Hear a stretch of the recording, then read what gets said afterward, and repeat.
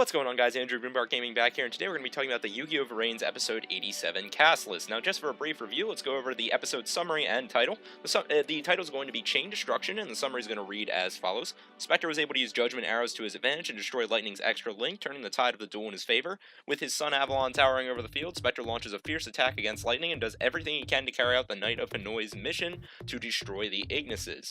And now for the new information, which is going to be our cast list. It's going to be Playmaker, AI, Soul Burner, Flame, Kusanagi, Aoi, Aqua, Revolver, Spectre, Lightning, Windy, and Frog/Pigeon.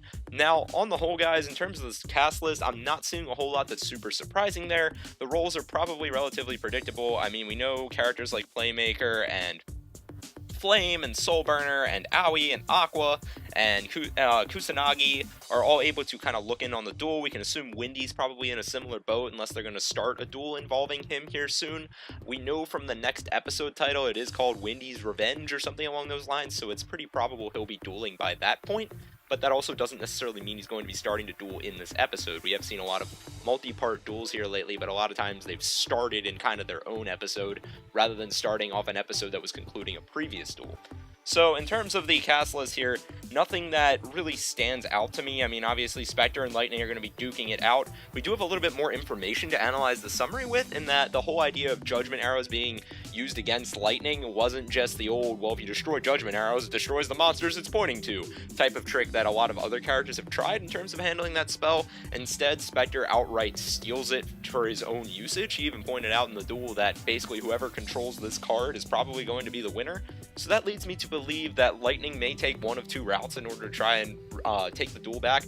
He may A, just try and steal back the card, or B, he may basically turn the strategy that's been used against him before against Spectre, which is to destroy Judgment Arrows, taking down a bunch of Link monsters along with it.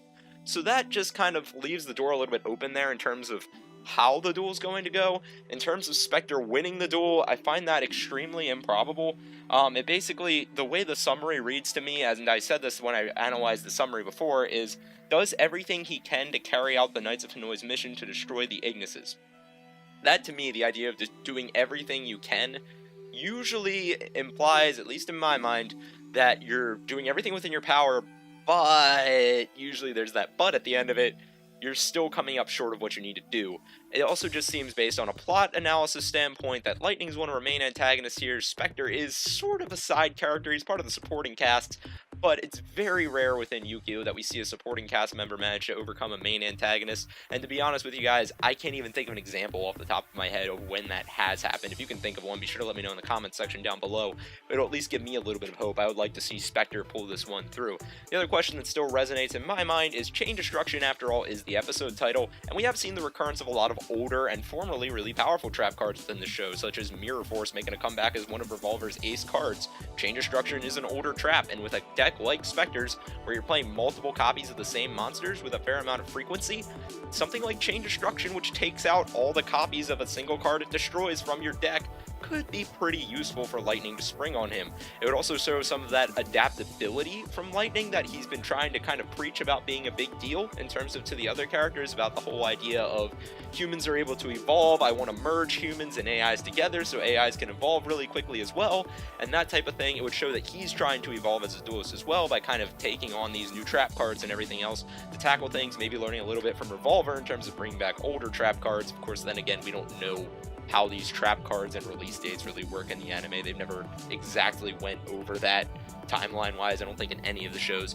So with that being the case, guys, I don't think there's a whole lot surprising here. It's looking like we're spelling out a loss for Spectre, but I at least hope it's an entertaining loss. I feel like whenever his character enters the screen, the show usually gets a little more interesting. He's just one of those personalities that can really carry the show well in terms of his writing and everything else, so I'm hoping it's at least a good duel. So as per usual, be sure to let me know your thoughts, comments, and theories in the comment section down below. Do you think there's a way Spectre could still pull out this duel, and how do you think the show will go if he does manage to win? Or are you along the same lines as me, where it seemed like he was doomed from the start because he is going up against one of our big bads from the season?